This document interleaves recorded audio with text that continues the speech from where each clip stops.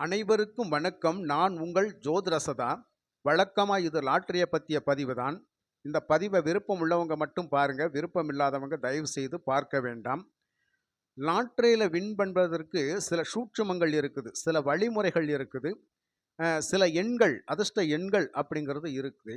அந்த எண்கள எந்த வழியில, எந்த சூட்சுமத்தில பயன்படுத்தினா, அதற்கான வாய்ப்புகள் நமக்கு கிடைக்கும். அந்த லாட்டரியில நம்ம வின் பண்ணுவோம் அப்படிங்கிற விஷயத்த பத்தி தெளிவா இதில நானு சொல்லியிருக்கிறேன். நண்பர்களே, பதிவ ஸ்கிப் பண்ணாம பாருங்க. உங்களுக்கான தெளிவான விளக்கங்கள நீங்க தெரிஞ்சுக்கலாம். லாட்டரி அப்படிங்கிற ஒரு விஷயம் அப்படிங்கிறது ரொம்ப ஒரு இழிவானதெல்லாம் இல்லங்க. அது ஒரு மிக புனிதமான ஒரு விஷயம் தான். பணம். இந்த பணத்த நம்ம இழிவுபடுத்தக்கூடாது அப்படிங்கிறது தான். நம்பிக்கையா வாங்குறவங்களுக்கு, அவங்க ஜாதக ரீதியாக அவங்களுக்கு நம்பிக்கைக்கு பாத்திரமாக விளங்கக்கூடிய அந்த யோகாதிபதியினுடைய புத்தி காலங்கள் கண்டிப்பாக அவருக்கு நன்மை செய்தே தீரும். அவருக்கான பணத்தை அந்த புதையல் அவருக்கு கிடைத்தே தீரும் அப்படிங்கிறத நல்லா தெரிஞ்சுக்கங்க. ஆனால் அவநம்பிக்கையோடு வாங்குறவங்களுக்கு கண்டிப்பா எந்த சூழ்நிலையிலும் அது கிடைக்கிறதுக்கான வாய்ப்புகள் இல்லை அப்படிங்கிறது அதையும் நான் தெளிவா சொல்லிக்கிறேன்.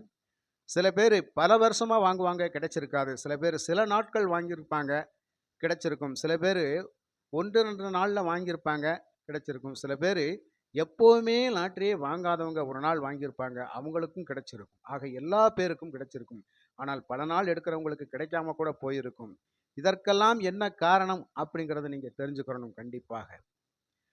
பிறப்பு ஜாதகங்களில் நமக்குன்னு ஒரு பகவான் இருப்பார். அவர் யோகாதிபதியாக இருப்பார். இன்னொரு பகவான் அவயோகியாக இருப்பார். அவரையும் நம்ம பார்த்துக்கணும். அவர் யார் எவருன்னு நம்ம கண்டிப்பாக தெரிஞ்சுக்கிறணும். அதே சமயத்துல இன்னொரு பகவான் இருப்பார். அவர் எந்த சூழ்நிலையும் உங்களை கட்டி காப்பாத்தி கைவிடாமல் உங்களுடைய கைப்பிடிச்சிட்டே வரக்கூடிய பகவானும் இருப்பார். ஆக 3 கிரகங்கள் தான் ஒருவரை ஒரு ஜாதகத்தில் வழி நடத்தும். ஒருத்தர் நல்லதுக்கு வருவாரு, ஒருத்தர் கெட்டதுக்கு வருவாரு, ஒருத்தர் நல்லது கெட்டதுலேருந்து நம்மளை சமநிலைப்படுத்தி மீட்டி வாழ வச்சுக்கிட்டு இருப்பார். இந்த 3 பேரை கண்டிப்பா நீங்க தெரிஞ்சுக்கங்க. அவங்க உங்க ஜாதகத்துல இருப்பாங்க. சில பேர் பார்த்தீங்கன்னா பல மாதங்களாக வாங்கிட்டு இருப்பாங்க. ஆனா அவங்களுக்கு பரிசு கிடைச்சிருக்காது. சில பேர் பார்த்தீங்கன்னு சொன்னா ஒரு சில நாள் வாங்கியிருப்பாங்க. ஏதாவது ஒரு தொகை அவங்களுக்கு கிடைச்சிரும். சில பேருக்கு பார்த்தீங்க அப்படின்னு சொன்னா ஏதாவது ஒரு வகையில அவங்க சீட்டு வாங்குற போதெல்லாம் ஒரு குறைஞ்சபட்ச தொகை அப்படிங்கிறது ஒரு 1 மாசம் 2 மாசத்துக்கு ஒரு தடவை கிடைச்சிக்கிட்டே இருக்கும். சில பேர் பார்த்தீங்கன்னு சொன்னா ஏதாவது ஒரு நாள்ல டக்குன்னு அவங்களுக்கு ஒரு பெரிய தொகையும் கிடைச்சிரும். இது எப்படிங்க? கேட்டா அவங்கவங்களுடைய நேரம், அவங்கவங்களுக்கு கடவுள் விதிச்ச விதி அப்படின்னெல்லாம் சொல்லுவாங்க. உண்மைதான். மறுக்க முடியாத உண்மை. புரியுதுங்களா? மறுக்க முடியாத உண்மை. ஆனா எதையுமே நாம தேடி போகாம கிடைக்காது அப்படிங்கிற விஷயத்தையும் மறுக்க முடியாது. தேடி போனாதான் கிடைக்கும். அந்த தேடி போக வைக்கிற பகவான் அப்படிங்கிறவர் தான் உங்க ஜாதகத்துல யோகாதிபதியாக இருப்பார். தேடியே போக வைக்க மாட்டார் அப்படிங்கிற ஒருத்தர் இருப்பார். கிடைக்கவே விட மாட்டார், உங்களை கஷ்டப்படுத்துவார் அப்படின்னு சொல்லி ஒருத்தர் உங்க ஜாதகத்தில் இருப்பார். அவர்தான் அவயோகி. எந்த சூழ்நிலையும் உங்களை கஷ்டத்திலிருந்து காப்பாற்றுவார் அப்படிங்கிற ஒரு பகவான் இருப்பார். அவர்தான் உங்க ஜாதகத்துல கருணநாதன். அவரை நீங்க தெரிஞ்சுக்கங்க. புரியுதுங்களா? ஆக உங்களை வாழ்க்கையில வழி நடத்துறாங்க அப்படின்னு சொன்னா இந்த 3 பேர் கண்டிப்பாக இருப்பார்கள். இன்னைக்கும் பாருங்க, மும்மூர்த்திகள் மும்மூர்த்திகள் அப்படின்னு சொல்லக்கூடிய பகவான்கள் யார்? ஆக்கல், அழித்தல், காத்தல். ஆக்கல், அழித்தல், காத்தல். இது இல்லாம எதுவுமே கிடையாது அப்படிங்கிற ஒரு விஷயத்தை நீங்க தெளிவா தெரிஞ்சுக்கங்க. இப்படியான ஒரு ஜாதக பலனை தெரிஞ்சு அதன் வழியாக நீங்க பயணிச்சீங்க அப்படின்னு சொன்னா கண்டிப்பா உங்களுக்கான தொகை கிடைச்சே தீரும். உங்க ஜாதக பலனை நீங்க தெரிஞ்சுக்கிறணும், யோக பலனை நீங்க தெரிஞ்சுக்கணும், அதிர்ஷ்ட பலனை நீங்க தெரிஞ்சுக்கிறணும் அப்படின்னு சொன்னால், அந்த சூட்சமங்களை நீங்க தெரிஞ்சுக்கிறணும் அப்படின்னு சொன்னா 93 639 79 179 93 639 79 179 இந்த நம்பருக்கு உங்க ஜாதகத்தை வாட்ஸ்அப் பண்ணுங்க. ஜாதகம் இல்லாதவங்க உங்களுடைய டேட் ஆஃப் பர்த் அப்படிங்கிறதையும், உங்களுடைய பேர், நீங்க பிறந்த மாவட்டம், நீங்க பிறந்த டைம், அந்த நேரம், இந்த 4 விஷயத்தை எனக்கு டைப் அடிச்சு வாட்ஸ்அப் பண்ணுங்க. கண்டிப்பா உங்களுக்கான பலன்களை நீங்க தெரிஞ்சுக்கிறலாம். அதற்கான வாய்ப்புகள் கண்டிப்பா உங்க ஜாதகத்தில் இருக்கும். யோகம் இல்லாதவங்க யாருமே இல்லைங்க. எல்லா பேருக்கும் யோகம் இருக்கும். ஆனால் அந்த யோகமான பாதையை தேர்ந்தெடுத்து நாம போறதுக்கான வழிமுறைகள் நமக்கு கிடைக்கலன்னு சொல்லுங்க. அதுதான் உண்மை. ஆக தெரிஞ்சுக்கிட்டு முயற்சி பண்ணுங்க. இப்போ ஒரு உதாரணமா சொல்றேன். உங்க ஜாதகத்துல ஒரு விஷயத்தை நல்லா தெரிஞ்சுக்கணும். எந்தெந்த தசை தசாபுத்திகள் நடந்தால், எந்தெந்த பாவகத்தினுடைய தசா தசாபுத்திகள் நடந்தால் நமக்கு சாதகமான விஷயங்கள் நிறைய அமையும் அப்படிங்கிறத நீங்க தெரிஞ்சுக்கணும்.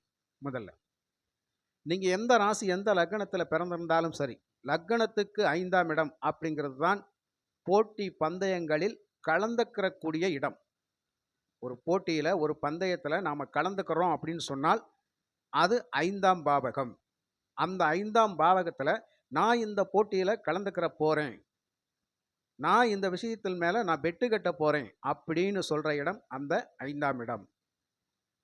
8ஆம் இடம், அப்படி நான் கலந்துக்கிட்டால் அதற்கான புதையல் எனக்கு கிடைக்குமா, அதற்கான பரிசு எனக்கு கிடைக்குமா அப்படிங்கிற சொல்லக்கூடியது இந்த 8ஆம் இடம்.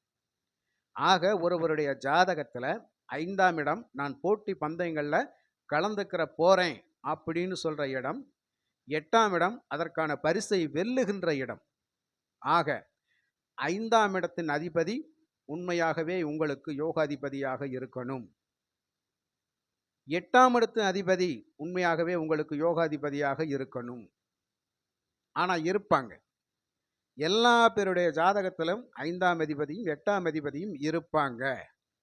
அவங்க தசை தசாபுத்திகள் வராம இருக்காது. எந்த தசை நடத்தினாலும் அந்த புத்தி காலங்கள் கண்டிப்பாக வந்தே தீரும். அந்த 5ஆம் அதிபதி புத்தி நடத்துவார், 8ஆம் அதிபதியும் புத்தி நடத்துவார். அந்த 5, 8 அப்படிங்கிற அந்த கிரகங்களுடைய புத்தி காலங்களோ தசா புத்தி காலங்களோ அப்படிங்கிற வர்றபோது அதற்கான வாய்ப்புகள் கண்டிப்பாக கிடைக்கும் அப்படிங்கிற ஒரு விஷயம் இருக்குது.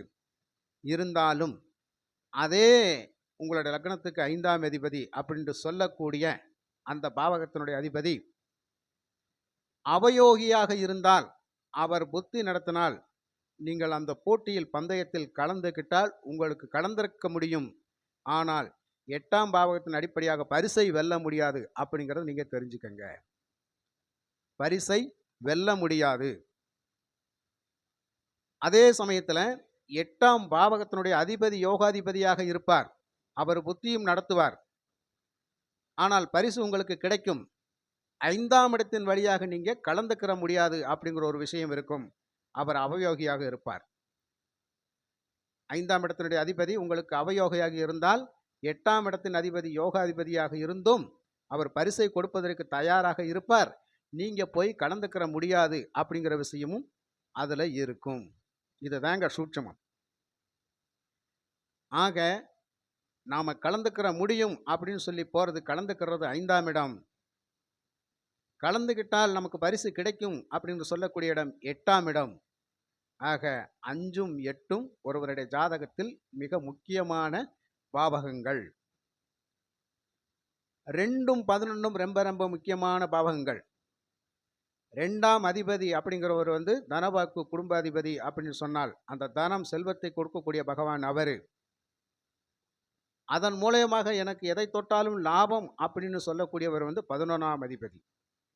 ஆக இவர்களும் ஒரு வகையில் உங்களுக்கு யோகாதிபதிகளாகத்தான் இருப்பார்கள். ஆக உங்க ஜாதகத்துல நீங்க இதை தெரிஞ்சுக்கிறதுக்கு முயற்சி பண்ணினீங்க அப்படின்னு சொன்னால், அதை தெரிஞ்சுக்கிட்டீங்க அப்படின்னு சொன்னா உங்களுக்கு வாழ்க்கையில எவ்வளவோ விஷயங்கள்ல நீங்க நன்மையை அடைய முடியும். ஆக ஒருத்தருக்கு லாட்டரி அடிக்குது, லாட்டரியில பணம் கிடைக்குது, அவர் வின் பண்றாரு அப்படின்னு சொன்னா, இந்த பாவகங்கள் தான் அவருக்கு, இந்த பாவகத்தினுடைய அதிபதிகள் தான் அவருக்கு உதவியாக இருந்திருப்பாரே தவிர வேற எந்த பாவகத்தினுடைய அதிபதியும் அவருக்கு உதவியாக இருந்திருக்க மாட்டார். இதையும் தாண்டி அந்த நாம யோகத்தின் அதிபதிகளாக வரக்கூடிய யோகாதிபதி அவயோகி, அவர்கள் இருவரும் யாராவது ஒருவர் 5ஆம் அதிபதியாக இருந்து, யாராவது ஒருவர் 8ஆம் அதிபதியாக இருந்து தசை தசாபுத்திகள் நடத்துகின்ற காலங்கள் உங்களுடைய வாழ்க்கையில இக்கட்டான சூழ்நிலையில நீங்க இருப்பீங்கன்னு அர்த்தம். நினைச்சது கிடைக்காது, கிடைச்சதை அனுபவிக்க முடியாது, கிடைச்சும் கிடைக்காமல் இருக்கும், கை கெட்டினது வாய் கெட்டாம போயிட்டு இருக்கும். இப்படி தொட்டது துலங்காம இக்கட்டான சூழ்நிலையிலேயே பற்றாக்குறையான வாழ்க்கையிலேயே தான் நீங்க போயிட்டு இருப்பீங்களே தவிர தன்னிறைவு பெற முடியாது. தன்னிறைவு பெற முடியாது. இந்த 2 விஷயங்களும் ஃபெயிலராக இருந்தாலும் கருணநாதன் அப்படிங்கிற பகவான் உங்களுக்கு உங்க ஜாதகத்துல வலிமையா இருந்த தசை தசாபுத்திகள் நடத்தினால் அவர் ஏதாவது ஒரு சூழ்நிலையில் உங்களுக்கான நல்ல வாய்ப்பை கொடுத்து விடுவார். இதுவும் உண்மைதான். புரியுதுங்களா? ஆக ஜாதகத்துல இந்த விஷயத்தை நீங்க கண்டிப்பா தெரிஞ்சுக்கிறணும். அது தெரிஞ்சுக்கிட்டீங்க அப்படின்னு சொன்னா அதற்கான எண்களும் உங்களுக்கு தெரிஞ்சுக்கிறதுக்கு வாய்ப்பு இருக்குது. அதற்கான எண்களும் உங்களுக்கு தெரிஞ்சுக்கிறதுக்கு வாய்ப்புகள் இருக்குது. அந்த எண்களை எப்போது பயன்படுத்துறது அப்படிங்கிற ஒரு நாள் நட்சத்திரமும் உங்களுக்கு தெரிஞ்சுக்கிறலாம். அந்த நாள் நட்சத்திரங்கள் அந்த எண்களை வச்சு அதற்கான முயற்சிகளில் நம்ம போகிறபோது அதற்கான வெற்றி வாய்ப்புகளும் நமக்கு கண்டிப்பாக கிடைக்கும். எடுத்த உடனே கிடைக்காட்டியும் கூட ஒரு 1 2 3 4 தடவையாவது முயற்சி பண்ணுறபோது ஒரு 5வது தடவையாவது அந்த வாய்ப்பு நமக்கு கண்டிப்பாக கிடைச்சிரும். இது மறுக்க முடியாத உண்மை. சரிங்களா? ஆக இந்த விஷயங்கள் எல்லாம் நம்ம ஜாதகத்தில் தான் இருக்கும். 10 வருஷமா லாட்டரி வாங்குறேன், 10 பைசா கூட இல்லை அப்படின்னு சொல்லி எனக்கு கமெண்ட் போடுறவங்க நிறைய பேர் இருக்கிறாங்க. உங்கள் பேச்சை கேட்டு நம்பர் எடுத்து எனக்கு பரிசு ஒன்று விழுகலை, எனக்கு 1000 ரூபாய் நஷ்டம் அப்படின்னு சொன்னவங்க இருப்பாங்க. ஆனால் அவங்க ஜாதகம் எதுவுமே பார்த்துருக்க மாட்டாங்க. பொதுவாக சொல்கிற ராசி பலனை வச்சு பொதுவாக சொல்கிற எண்களை வச்சு போய் வாங்கியிருப்பாங்க. ஆனால் ஒரு டைம் 2 டைம் தான் வாங்கியிருப்பாங்க. உங்களால் எங்களுக்கு பெருத்த நஷ்டம்னு சொல்லிடுவாங்க. நீங்கள் சொன்னதுனால தான் எனக்கு ரொம்ப நஷ்டம் அப்படின்னு சொல்லுவாங்க. நான் விட்டதை ஒரு 1000 ரூபா விட்டுருப்பாங்க. என்னுடைய காணொலியில் வந்து அந்த நம்பரை வச்சு வாங்கிட்டு ஒரு 1000 ரூபா லாஸ் ஆகிருக்கும். ஆனால் ஆயிரக்கணக்கில் லாஸ் ஆகியிருப்பாங்க. அது ஏன் எதுக்குன்னெல்லாம் அவங்க யோசிக்க மாட்டாங்க. நாங்கள் சொன்னதுனால தான் அது லாஸு அப்படின்னு சொல்லுவாங்க. நண்பர்களே, சகோதர சகோதரிகளே, ஜாதக ரீதியாக இவ்வளவு விஷயங்கள் இருக்குது. இதையெல்லாம் தெரிஞ்சுக்கிறாம கண் போன போக்கில் கால் போன போக்கில் போயிட்டு நாம் நஷ்டப்படுறது எந்த விதத்திலையும் ஏற்றுக்க முடியாத ஒன்று. ஆக நீங்கள் சொன்ன உடனே லாட்ரி விழுந்துருமா அப்படின்னு சொல்லி நிறைய பேர் கேட்குறாங்க. எதுவுமே வந்து ஒன்றுக்கு மேற்பட்ட முயற்சிகள் பண்ணுறபோ தான் அது நமக்கு வெற்றியை ஒரு நேரத்தில் கொடுக்கும் அப்படிங்கிறதையும் நீங்கள் புரிஞ்சுக்கங்க. ஒரு உதாரணம் சொல்கிறேன். ஜாதக ரீதியாக ஒரு சின்ன விளக்கத்தை நீங்கள் தெரிஞ்சுக்கங்க. அப்புறமா உங்கள் ஜாதகத்தை பார்க்கலாமான்னு கூட நீங்கள் முடிவு பண்ணுங்க. ஒருத்தர் மேச லக்னமோ மேச ராசியிலோ பிறந்திருக்கிறார். அவருக்கு 5ஆம் அதிபதி யார்? சூரியன். 8ஆம் அதிபதி யார்? செவ்வாய். ஆக அந்த மேச லக்னம் மேச ராசிக்கு அதிபதியே செவ்வாய் தான். ஆக 5ஆம் அதிபதி சூரியன், 8ஆம் அதிபதி செவ்வாய். இவங்க உங்களுக்கு அந்த போட்டியில் கலந்துக்கலாம் அப்படின்னு சொல்கிற ஒரு சூரியன், கலந்துக்கிட்டால் பரிசு கிடைக்கும் அப்படிங்கிறத சொல்லக்கூடியவர் செவ்வாய். இவங்க உங்கள் ஜாதகத்தில் நல்ல நிலைமையில் இருக்கிறாங்களா அப்படிங்கிறத முதல்ல நம்ம பார்ப்போம். அதே மாதிரி நாமயோகத்தின் பிரகாரம் கருணநாதனின் பிரகாரம் பார்க்கின்ற பொழுது இவர்கள் உங்களுக்கு சப்போர்ட்டிங்காக இருப்பாங்களா அப்படிங்கிற ஒரு விஷயத்தை நாம் தெரிஞ்சுக்கிட்டோம் அப்படின்னு சொன்னால், கண்டிப்பாக சப்போர்ட்டிங்காக இருந்தாங்க அப்படின்னு சொன்னால் அதற்கான எண்களும் இருக்குது. அந்த பாவகத்தின் ரீதியாக, நட்சத்திர ரீதியாக, அந்த யோகாதிபதியின் ரீதியாக எண்கள் இருக்குது. ஒவ்வொரு கிரகத்துக்கும் ஒரு எண் இருக்கும், இல்லாமல் எல்லாம் கிடையாது. ஒவ்வொரு நட்சத்திரத்துக்கும் ஒரு எண் இருக்குது. அவங்கவுங்க ஜாதகத்தின் ரீதியாக கிடைக்கக்கூடிய எண்கள். அதை வைத்து தான் ஒரு விஷயத்தை நம்ம முயற்சி பண்ணணும். அது எப்படிங்க அப்படின்னு சில பேர் கேட்பாங்க. இப்போ பார்த்தீங்கன்னா, ஒரு 2 வீலர் வாங்குகிறோம் அப்படின்னா கண்டிப்பாக எனக்கு இந்த நம்பர் தான் வேணும், நான் எவ்வளோ பணம் செலவழிச்சினாலும் பணத்தை கட்டி நான் இந்த நம்பரை வாங்க போகிறேன்னு ஏன் அவர் சொல்கிறாரு? அது அவருக்கு யோகமானது. அப்போ அந்த நம்பர் இருந்துச்சுன்னா அவருடைய வண்டி வந்து ரிப்பேர் ஆகாமல் இருக்கும். அதே மாதிரி நீண்ட நாள் உழைக்கக்கூடியதாக இருக்கும். அவர் எங்கே போனாலும் மக்கர் பண்ணாது, நிறைய செலவெழுத்து வைக்காது. சில பேர் சொல்லுவாங்க, இந்த நம்பரில் நான் வண்டி வாங்கினேன், இது வரைக்கும் எனக்கு ஒரு செலவு வச்சதில் 5 6 வருஷம் 7 வருஷம் ஆச்சு, இப்போ தான் ஒரு சின்ன ரிப்பேர் அப்படின்னு கூட சொல்லுவாங்க. எனக்கு இருக்கிற மொபைல் நம்பர், என்னோட நம்பர் ரொம்ப ராசியான நம்பர். இந்த மொபைல் நம்பர் வாங்கினதுக்கு அப்புறம் தான் நிறைய விஷயங்களில் எனக்கு சாதிக்க வேண்டிய ஒரு அமைப்பெல்லாம் எனக்கு கிடைச்சது. இந்த நம்பர் வாங்கின நேரம் எதை தொட்டாலும் எனக்கு அருமையாக போயிட்டுருக்குது. இந்த நம்பர் வாங்கினதுக்கு அப்புறம் தான் நான் நல்ல நல்ல விஷயங்களை நான் உலக ரீதியாக நான் கற்றுக்கிட்டேன், அனுபவ ரீதியாக நான் கற்றுக்கிட்டேன். நிறைய நல்ல மெசேஜ்கள் தான் இந்த நம்பருக்கு வரும். இந்த நம்பர் வாங்கினது எனக்கு ஒரு மோசடி அப்படிங்கிறது கிடையாது. இந்த நம்பர் வாங்கி தான் பேங்க்கில் அக்கௌண்ட் நம்பர் மாற்றினேன், மொபைல் நம்பர் மாற்றினேன். இன்றைக்கும் என்னுடைய பேங்க்கில் பேங்க் பேலன்ஸு ஏறிக்கிட்டே போகுது அப்படின்னு சொல்கிறதெல்லாம் ஒரு அமைப்பு தான். அதே மாதிரி உங்களுக்கு அக்கௌண்ட் நம்பர் பேங்க்கில் இருந்தாலும் அதுவும் ஒரு யோகமான எண்களாக இருந்தால் மட்டுமே அந்த பேலன்ஸ் அப்படிங்கிறது பேங்க்கில் மேலும் மேலும் பணம் சேர்க்கையாகிட்டே இருக்கும், பேங்க் பேலன்ஸ் உயரும். புரியுதுங்களா? அதனால் அதுவும் உங்களுக்கு அதிர்ஷ்டத்தை தரக்கூடிய எண்கள் அப்படிங்கிற ஒரு விஷயம் இருக்கும். சில பேர் பேங்க்கில் அக்கௌண்ட் வச்சுருப்பாங்க, ஆனால் ஜீரோவிலேயே தான் கிடக்கும். என்ன காரணம்? அதற்கான எண்கள் பண வரவை ஈர்க்கக்கூடிய சக்தி அங்கே இல்லைன்னு அர்த்தம். அப்படின்னா பொருளாதாரத்தை வலுப்பெற வைக்கல அப்படிங்கிற அர்த்தம். இப்படி பல விஷயங்கள் இருக்குதுங்க.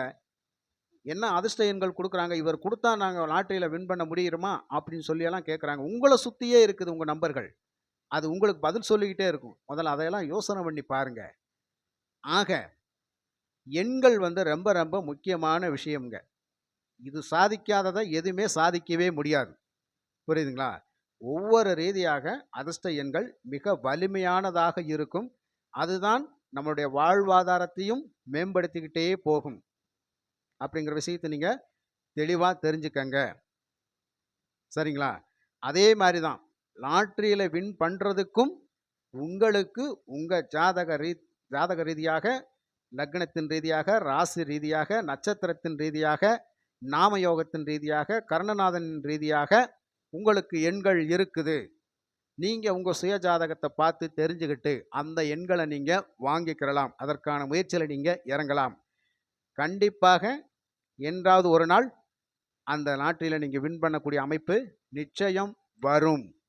ஆக வழிமுறை தெரிஞ்சு சூட்சுமத்தோடு போய் நாம் சூட்சுமத்தை பயன்படுத்தினால் விளையாண்டோம் அப்படின்னு சொன்னால் கண்டிப்பாக லாட்டரியில் பணம் வின் பண்ணலாம்.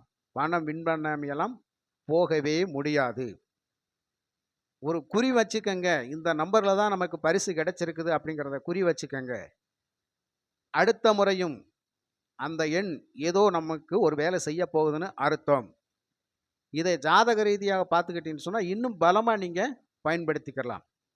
ஆக லாட்டரியை நம்பி பயணிக்கிறவங்களுக்கு இந்த மாதிரியான வாய்ப்புகள் ஜாதகத்தில் இருக்குதா அப்படிங்கிற ஒரு விஷயத்தை நீங்கள் பார்த்துக்கிட்டு பண்ணுங்க. அதனால் நிறைய பொருள் இழப்பை நீங்கள் பண்ணாதீங்க. புரியுதுங்களா? பொருள் இழப்பை பண்ணாதீங்க, தெரிஞ்சுக்கிட்டு முயற்சி பண்ணுங்க. ஆக எல்லா பேருக்கும் யோகம் இருக்கும்.